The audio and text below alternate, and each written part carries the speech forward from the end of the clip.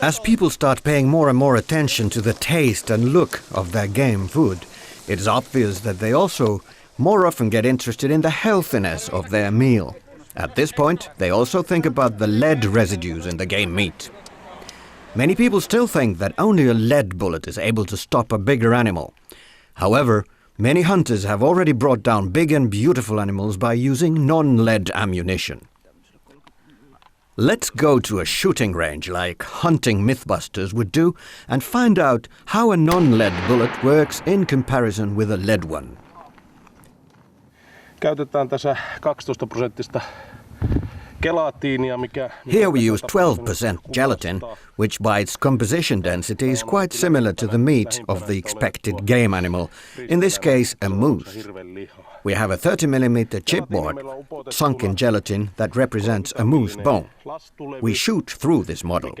First we use a traditional lead-based bullet and then a copper-based Naturalis bullet.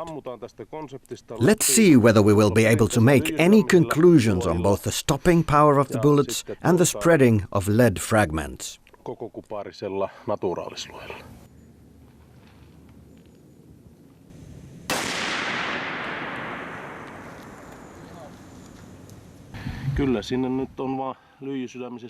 Right, you cannot deny that there is lead from the lead-based bullet in our piece of meat.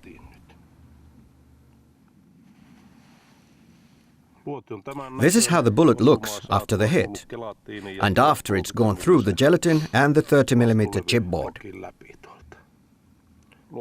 I put the bullet on a weighing scale, and the scale toggles between 8.6 and 8.61. So, we have lost about 36% of the original bullet weight, which was 11.7 grams, into that gelatin block.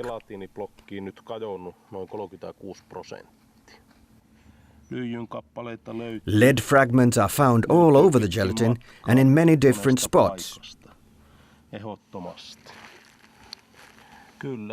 We can see that there's lead even this far in this other block. And let us now measure the length of the gelatin block. Here we have lead all over the length. Yes, there's lead here. And this is a relatively big piece of lead, which you can detect by sight. However, there are also lead particles which you cannot detect by sight.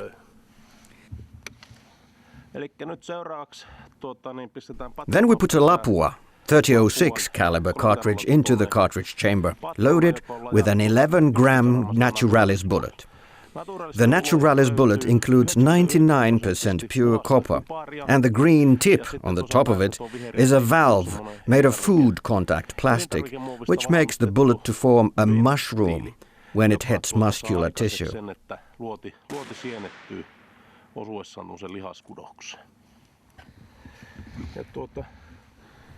Let's take the bullet.